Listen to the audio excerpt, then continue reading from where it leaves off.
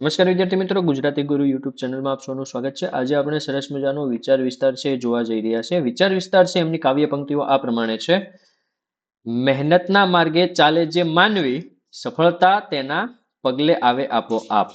આ વિચાર વિસ્તાર છે એને આપણે છે વિસ્તારથી સમજવાનો પ્રયત્ન કરીએ તો આ પંક્તિમાં કવિએ મહેનતનું મહત્વ સુંદર રીતે સમજાવ્યું છે।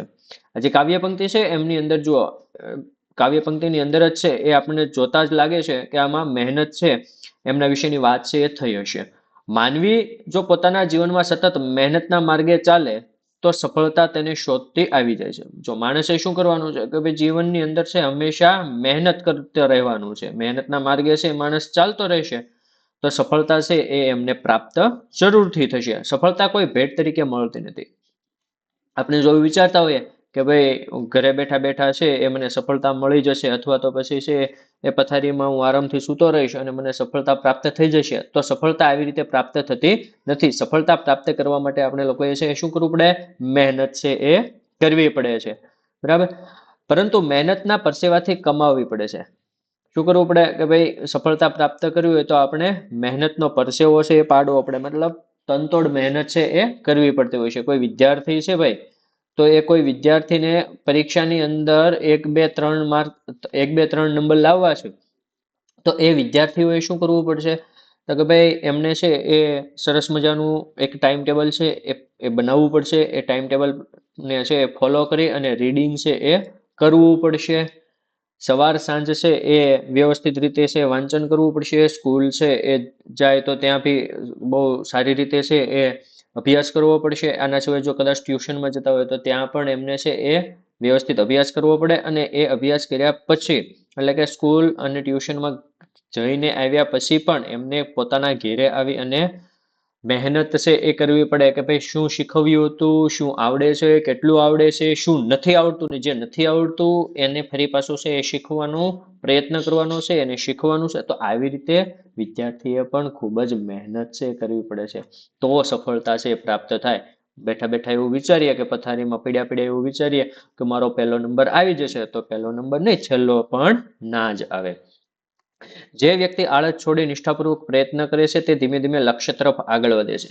જો શરૂઆત ક્યાંથી થઈ જાય છે કે ભાઈ સૌથી પહેલા તો આળસ છે એને છોડવી પડે અને ખૂબ જ નિષ્ઠા સાથે છે એમને પ્રયત્ન કરવો પડે, તો એ વ્યક્તિ પોતાનું જે લક્ષ્ય છે એ બાજુ ધીમે ધીમે આગળ વધી શકે છે। પોતાનો જે ગોલ છે એ બાજુ એ વ્યક્તિ છે એ ધીમે ધીમે આગળ વધતો હોય છે।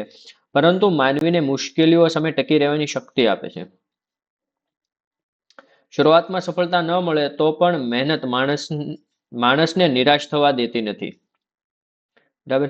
સમય જતા મહેનતનું ફળ જરૂરથી મળતું હોય છે। આ મહેનત છે એ તો કે ભાઈ મહેનત માનવીને મુશ્કેલીઓ સામે ટકી રહેવાની તાકાત આપે છે અને શરૂઆતમાં કદાચ સફળતા ન પણ પ્રાપ્ત થાય તો એ માણસે છે એ નિરાશ થવાનું નથી, ધીમે ધીમે છે મહેનત કરતી રહેવાની છે અને સમય જતા એ જે મહેનત કરી હોય છે એનું પરિણામ, એનું ફળ છે એ જરૂરથી આવે છે। ધારો કે કોઈ ખેડૂત છે, બરાબર, એ ખેડૂત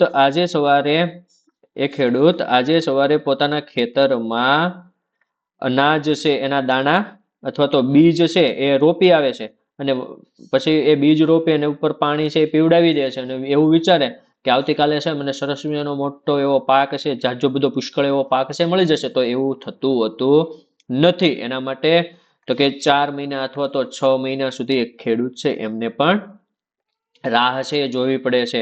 આ ઉપરાંત તો કે ભાઈ જે પણ દાણા અથવા તો જે બિયારણ છે એ ખેતરની અંદર એમને રોપ્યું હોય છે તો એમની માવજત કરવી પડે છે, મતલબ 4 થી 6 મહિના સુધી તો એ પાક છે એની પાછળ એ ખેડૂતે મહેનત છે એ કરવી પડતી હોય છે અને ત્યારે જઈને એ ખેડૂત છે એના ઘરે એ પાક છે એ અનાજ છે એ આવતું હોય છે, બરાબર। તો મહેનત છે એ કરવી પડતી હોય છે। તેથી જીવનમાં આગળ વધવા માટે ભાગ્ય કરતાં મહેનત પર વધારે વિશ્વાસ રાખવો જોઈએ। જો જીવનની અંદર આગળ વધવું હોય તો પોતાના નસીબથી વધારે પોતાની મહેનત છે એના ઉપર આપણે વિશ્વાસ કરવો જોઈએ અને મહેનત તો કરવી જ જોઈએ।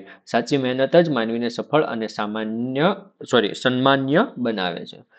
જો વ્યક્તિ છે ખરેખર મહેનત કરે તો એ વ્યક્તિ છે એ સફળ પણ થશે અને સમાજની અંદર સન્માન્ય પણ બનતો હોય છે। જો આ વિચાર વિસ્તાર છે એ તમને લોકોને પસંદ આવ્યો હોય તો આપણી ગુજરાતી ગુરુ યુટ્યુબ ચેનલ છે એમને લાઈક કરો, શેર કરો અને સબસ્ક્રાઇબ કરો.